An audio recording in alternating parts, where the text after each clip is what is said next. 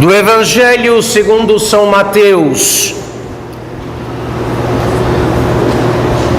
Naquele tempo, Jesus foi conduzido pelo Espírito Santo ao deserto para ser tentado pelo demônio.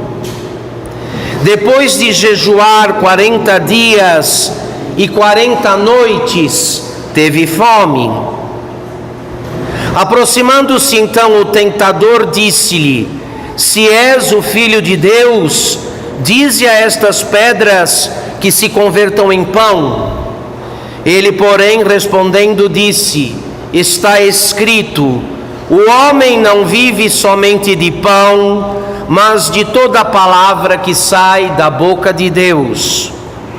Então o demônio o transportou à cidade santa e, pondo-o sobre o pináculo do templo, disse-lhe: Se és o Filho de Deus, lança-te daqui abaixo, porque está escrito: Incumbiu os seus anjos de velarem por ti, eles te tomarão em suas mãos, para que não tropeces nas pedras do caminho. Jesus respondeu-lhe: Também está escrito: Não tentarás o Senhor, o teu Deus. De novo o demônio o transportou a um monte muito alto e lhe fez ver todos os reinos do mundo e a sua grandeza. E disse-lhe: Tudo isto eu te darei, se prostrado me adorares. Então Jesus lhe disse: Vai-te, Satanás, porque está escrito: Ao Senhor teu Deus adorarás, e só a Ele servirás. Então o demônio o deixou, e eis que os anjos se aproximaram e o serviram. Em nome do Pai, e do Filho, e do Espírito Santo. Bem-aventurado o homem que sofre a tentação, porque depois que tiver sido provado, receberá a coroa da vida. Carta do apóstolo São Tiago, capítulo 1, verso 12. Não se está no mundo sem tentações, e isso para nós não é nenhuma novidade. Estamos todos no mundo, somos criaturas humanas, feitos da lama de Adão, e sabemos esta verdade de modo experimental, de modo prático. Não se está no mundo sem essa confusão de ver bem onde está o mal. Ou a tentação é isto: se deixar iludir por um mal travestido de bem. E nós precisamos estar atentos agora, no início deste itinerário quaresmal, principalmente quanto ao modo como Deus nos vê. O que Deus pensa a meu respeito e ao vosso? Podem ter certeza que é bem diferente daquilo que nós pensamos a nosso próprio respeito e aquilo que as pessoas dizem de nós, tanto de bem como de mal. Se nós não nos convencermos daquilo que somos diante de Deus, ficará as penitências, o anúncio da penitência quaresmal e as penitências quaresmais propriamente ditas não produzirão um efeito muito minguado, porque é difícil lidar com um enfermo que está convencido de que é saudável, ou de que seu caso não é tão grave assim. O que pode fazer o médico quando tem nas mãos, quando tem que tratar um paciente que não se convence da gravidade do seu estado, ou que imagina que a coisa não é tão feia e que, portanto, não precisa esquentar a cabeça nem se preocupar. Meus caros, depois do pecado original, trazemos todos nós, todos, sem exceção, 3 feridas. E é interessante que, pegando aqui uma figura da natureza, do modo como as coisas funcionam na natureza, fica mais fácil para uma fera capturar uma presa quando percebe o cheiro do sangue dela no ar, quando consegue farejar que há um animal ferido cujo sangue espalha o seu odor no ar. Fica fácil para a fera predar a sua presa quando ela já está ferida, porque não vai oferecer resistência, não vai dar conta de lutar, está ferida.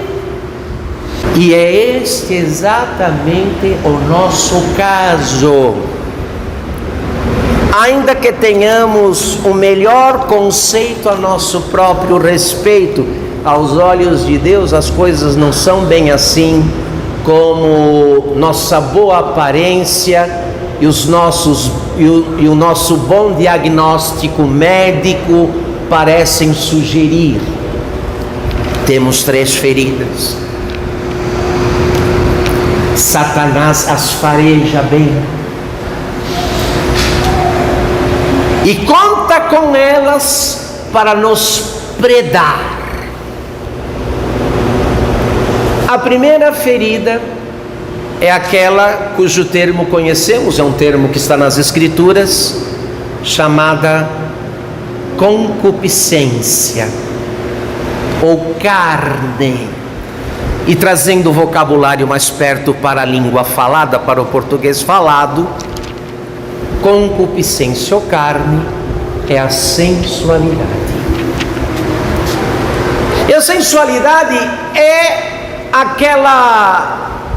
uma espécie de dependência que faz o indivíduo referir tudo ao seu próprio corpo, tudo ao seu bem-estar e ao prazer que ele pode obter quando trata de modo suave o seu próprio corpo.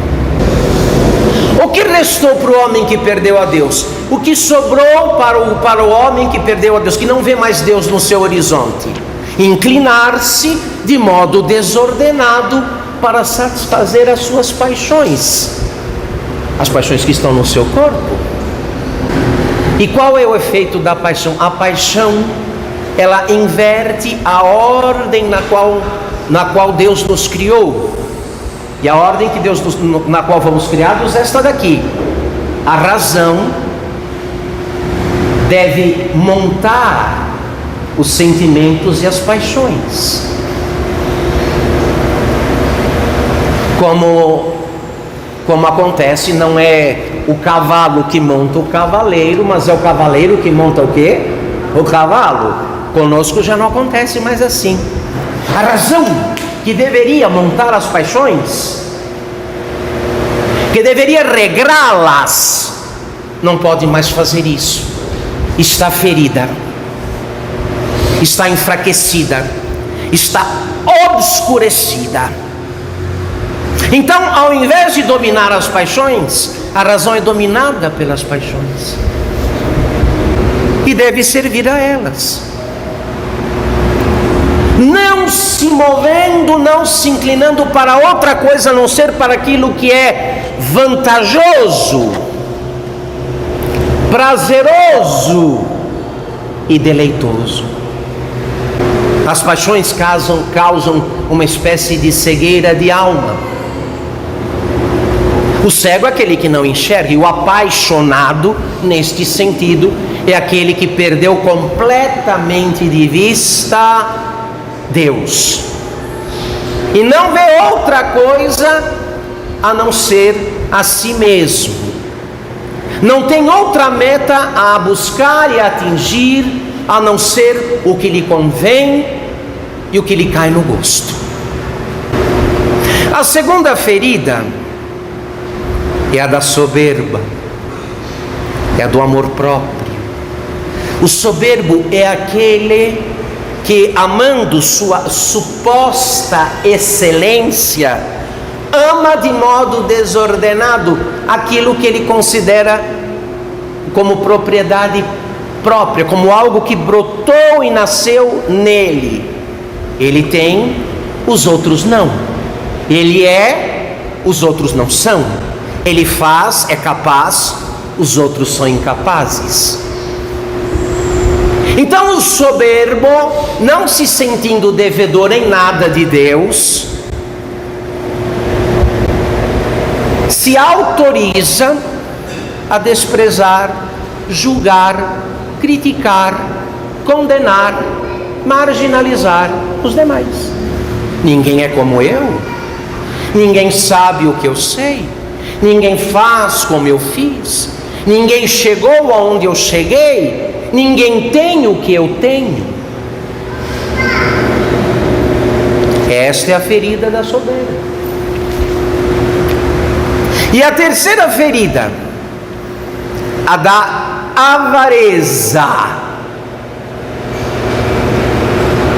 O avaro é uma espécie de louco, porque imagina de modo absurdo que a quantidade, o império dos bens materiais é garantia de vida longa. Portanto, quanto mais eu tiver, mais viverei, mais seguro estarei de uma vida longa e tranquila, como se a morte pedisse o extrato bancário de quem quer que seja, né? Como se a morte quisesse saber do extrato bancário, não quer saber.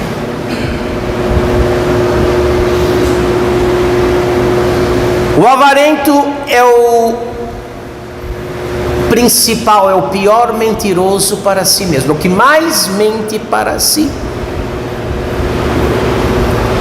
Apegando-se de modo desmedido aos bens da terra, imagina que com isso terá uma vida longa e duradoura, como se tudo dependesse tão somente do seu império de bens. E não é assim.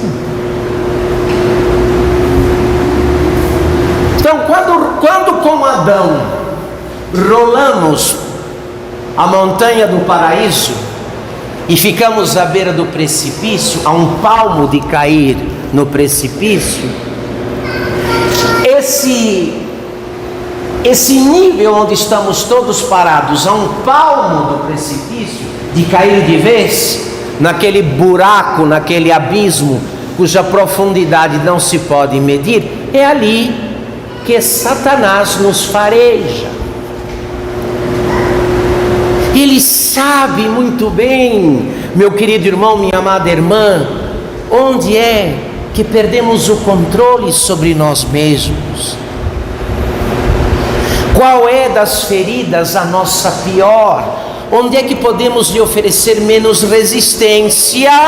Então, se nos apresenta assim, com aquilo que gostamos. Contanto que passemos a vida inteira nesse engano, nessa ilusão, nessa miragem,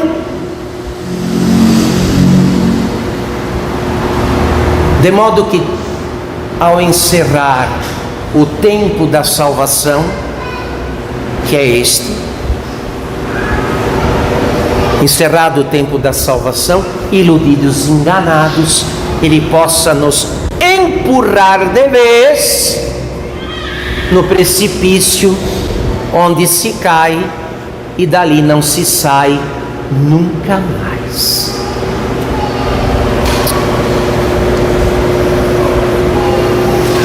Portanto, meus caros, os exercícios de piedade, de penitência que nos são sugeridos nestes dias, servem exatamente para isso, para acordarmos deste desmaio, para despertarmos.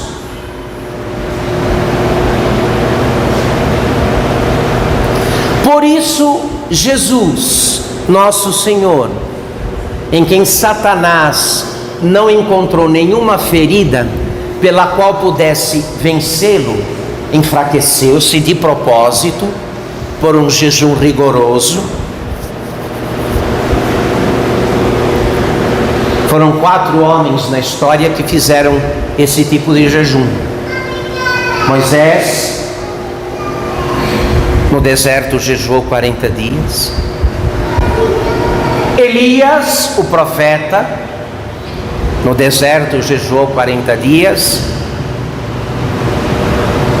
Jesus Cristo, nosso Senhor, no deserto, jejuou 40 dias.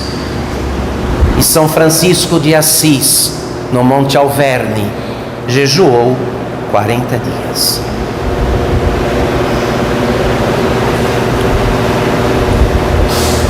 As práticas penitenciais têm esta função, este fim, de nos fazer despertar para o estado no qual realmente estamos, nos tirar da miragem, da ilusão. Esta corroborada pelo mundo que diz: não, está tudo bem, vamos viver, não há com o que se preocupar, toca a vida, prepare-se para a próxima distração, para o próximo entretenimento no final de semana que vai chegar, não esquente a cabeça com nada.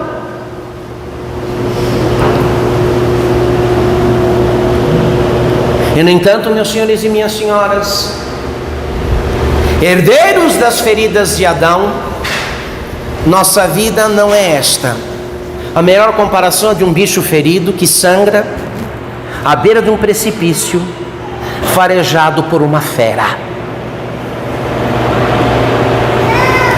Nosso Senhor desceu pela encarnação e agora, no início da sua vida pública, desce pelo jejum até onde estamos, para nos ajudar a fazer o que sozinhos jamais daremos conta de realizar, para, como bom pastor, nos oferecer seus braços, o seu apoio, para que enfim possamos retomar aquele caminho que nos conduz de volta a Deus e à casa de Deus. Mas vocês sabem muito bem, não se trata um doente teimoso. Como eu disse, algumas pessoas acharam engraçado. Não adianta agora encher a geladeira de ovos, ela não vai comer carne. A primeira coisa a fazer é convencer-se do nosso real estado. Enquanto degredados filhos de Eva, uma vez que aceitamos o diagnóstico que o Espírito Santo oferece a todos nós a respeito do nosso estado diante de Deus, daremos maior valor e nos empenharemos de corpo e alma em fazer bem os exercícios de penitência da quaresma, uma vez convencidos de que se não fizermos nada, se nos deixarmos levados seremos, sem sombra de dúvida, mas para o precipício. O Senhor agora desce, Ele que desceu pela encarnação, agora desce pelo jejum até onde nos encontramos, tombados, vencidos por nossas feridas agravadas pelos nossos pecados repetidos, reincididos. Tomemos a peito a tarefa de cooperar e de colaborar com a graça, porque aqui ninguém aqui está tão justificado ou tão firme em Deus que não possa se perder. Só o fato de estarmos hoje nesta missa, que inaugura, que abre a primeira semana da Quaresma, já é, sem sombra de dúvida, um sinal da providência divina, do quanto Deus está ocupado em que mudemos o nosso quadro. Outros tombaram, outros não tiveram a sorte e a graça de chegar a mais uma Quaresma como nós chegamos. O que podiam fazer foi feito, o que Deus podia fazer por eles foi feito também. Agora não há mais nada a ser feito, já saíram do tempo, e para eles funciona aquela lei inexorável que diz: talis vita fines vita, se morre como se vive, se morre como se vive.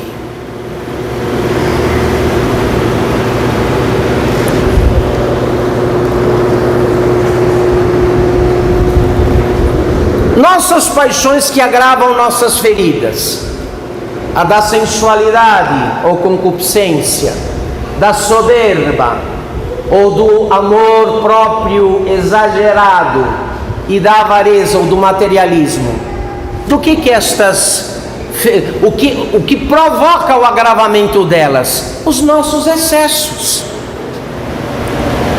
Tudo o que passa do razoável, todas as vezes que passamos daquela linha onde podemos explicar de modo honesto, diante da nossa consciência diante da nossa própria consciência, diante de Deus, o uso que fazemos de qualquer coisa, se não podemos explicar, esse abuso é ração para as paixões.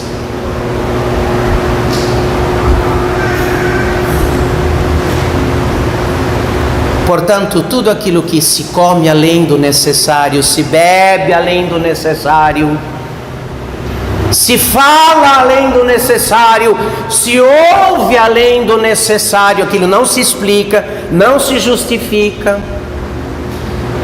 Todo excesso ou exagero, não importa em que nível, não importa em que ação, tudo que ultrapassa o razoável e o justo é combustível e ração para as paixões. Evidentemente que alguém que pretenda, escuta aqui, alguém que pretenda a castidade, mas que se descontrola completamente quando está com o celular na mão, não vê nem o tempo passar, não sabe nem o que está fazendo ali, não vai ser casto nunca.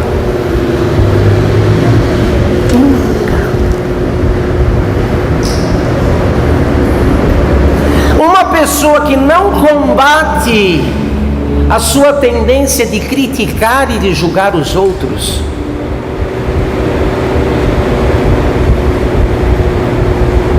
que olhando para qualquer um já suspeita de imediato o mal, nunca o bem, não vai vencer a sua soberba, jamais vencerá a sua soberba.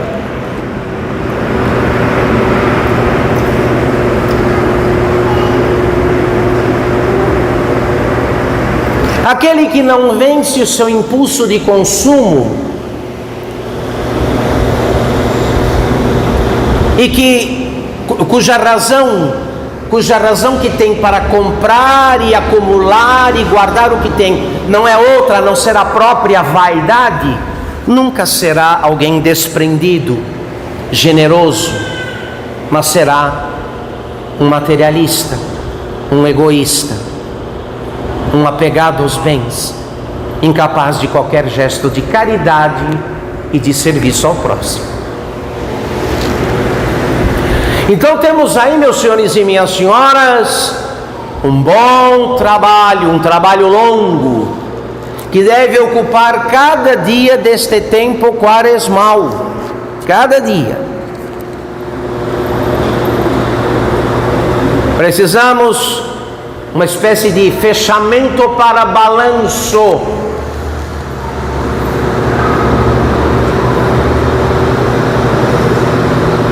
Porque 50% da nossa conversão garantimos aqui, sem a menor sombra de dúvida.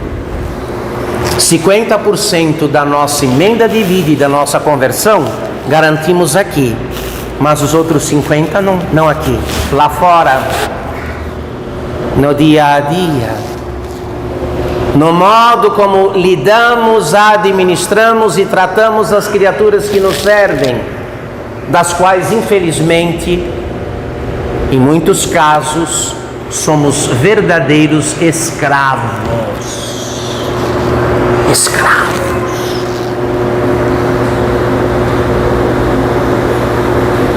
Teremos esta tarefa, né? Então, portanto, nesta primeira semana, o mais importante é abrir os envelopes dos exames e tomar ciência, conhecimento do diagnóstico do céu a nosso respeito. Não nos deixar iludir por aparências ou pela boa opinião da sociedade, das pessoas à nossa volta. Porque, como diz a imitação de Cristo, os homens veem o lado de fora, mas Deus perscruta e sabe os corações. Não adianta querer enganá-lo. E enquanto não cuidarmos destas feridas, a da carne ou da sensualidade, a da soberba ou do excessivo amor à própria excelência e do materialismo, da avareza, continuaremos atraindo para nós. É com isso que o diabo conta para nos tentar, para nos fazer considerar que um mal é um bem. Ah, você não gosta? Ai, é bom, você gosta, vai, faz, compra, toma posse, frui, aproveita, é bom, você gosta.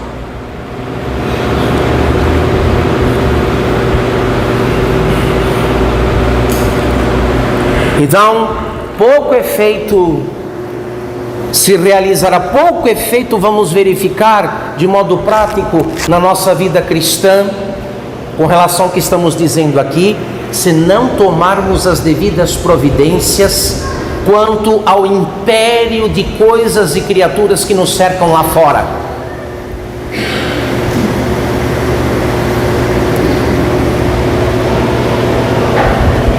Olha aqui, muitas coisas e pessoas foram uma graça muito grande quando chegaram na nossa vida, sem a menor sombra de dúvida. Eu vou dizer aqui, muitas coisas e muitas pessoas foram uma verdadeira graça quando chegaram e entraram nas nossas vidas, mas serão uma graça maior ainda quando saírem de nossas vidas. Chega! Já cumpriram o seu papel, agora só estorvam, são uma pedra de tropeço. Você não percebe? Você não percebe? Não quer admitir?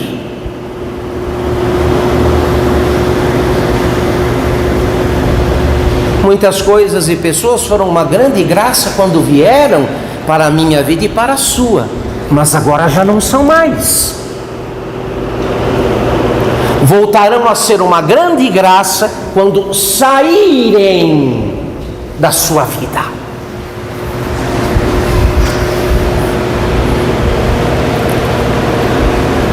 E é esse balanço que temos que fazer. São essas as providências que precisamos tomar. Porque, olha aqui, não estamos mais que a um palmo do abismo.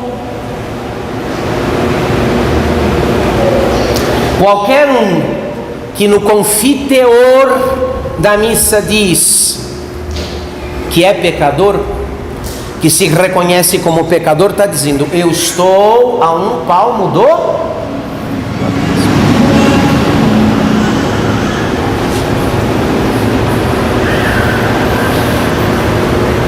Você não levanta quem não quer ser levantado, você não ajuda quem não quer ser ajudado.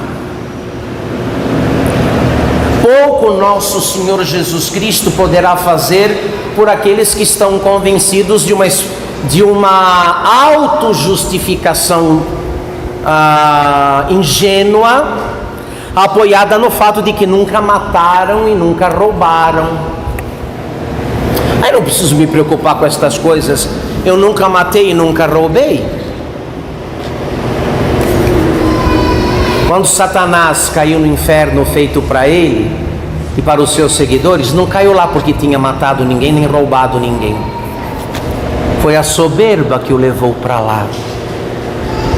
O amor desordenado de sua excelência, de sua altura e de sua beleza que o levaram para lá. Ele não matou ninguém nem roubou ninguém.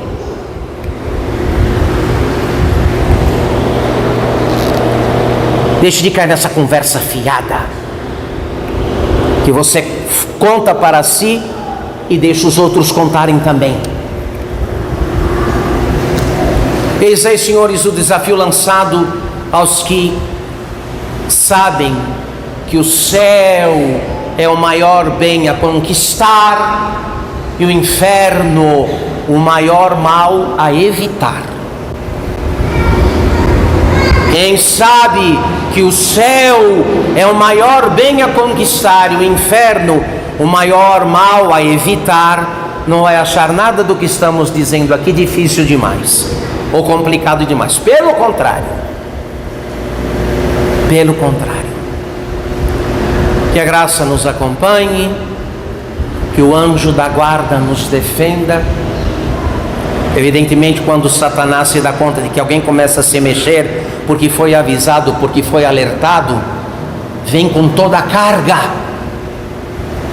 Aí que avança com toda a carga. Então eu termino esta catequese, esta meditação, pedindo a Deus a particular proteção dos anjos, dos nossos santos anjos da guarda, porque quem estiver disposto a começar esse combate, essa luta, vai ver que vai precisar de toda a ajuda e de toda a proteção.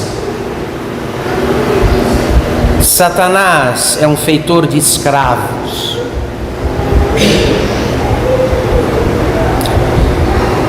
Ele caça os que foram dele, nunca se dá por vencido.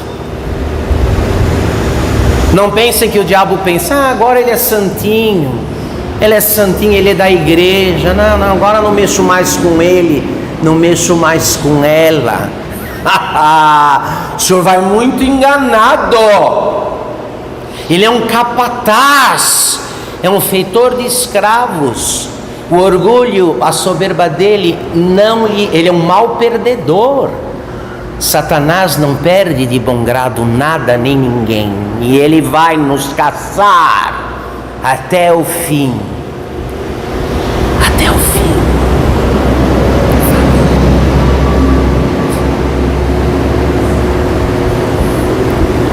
Quem está seguro aqui no mundo?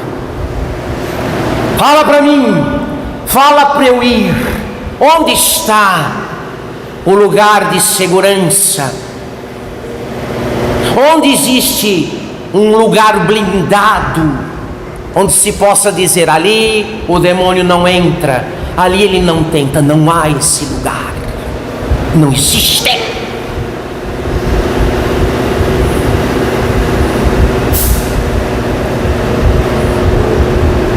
Nossa única chance é ouvindo os apelos de Deus agora, nesses dias de salvação, como disse o apóstolo. Agora é o tempo da salvação, agora é o dia da salvação. Ouvindo os apelos do Senhor, corresponder à altura, porque Deus que não precisou de nós para nos criar, não vai nos salvar sem nós. Seria heresia quietista dizer, não, eu fico quietinho aqui, tudo bem, e depois eu vou para o céu. Não existe isso. Sendo o que somos, estando onde estamos, se não cooperarmos com Jesus Cristo, que hoje desce até nós, vamos nos perder. Vamos nos perder. Ficaremos, olha, é da minha experiência que uma alma pode ficar iludida a vida inteira e assim morrer. Eu conheço casos de gente que se iludiu na adolescência, olha aqui, se deixou iludir na adolescência e chegou à morte iludido, com a mesma ilusão da adolescência. Depois dos 80 anos, ainda alimentava as cegueiras, os sonhos, os delírios, os devaneios, as ilusões da adolescência. E ai de quem falasse qualquer coisa.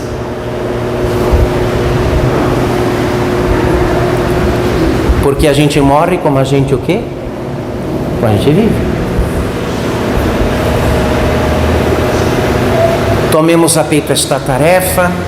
O anjo da guarda, nosso primeiro diretor espiritual, o santo anjo da guarda, nos dará o auxílio necessário e a defesa necessária, se mostrarmos por atos que agora estamos do lado do médico, não contra o médico, mas do lado dele, do ponto de vista da cura da nossa enfermidade, que aceitamos o diagnóstico a nosso respeito e de que nos submetemos ao tratamento sem teimosias, sem rebeldias, mas no espírito de humildade e de contrição, certos de que, mais do que nós, quem quer nos salvar é o próprio Deus. Santo anjo do Senhor, meu zeloso guardador, se a ti me confiou a piedade divina, sempre me rege, me guarda, me governa e me ilumina. Em nome do Pai, do Filho e do Espírito Santo. Não esqueçam de deixar seu like e de se inscrever no canal. Faça também o seu comentário e compartilhe com mais pessoas para que assim possamos crescer em uma só família. Fique com Deus e salve Maria.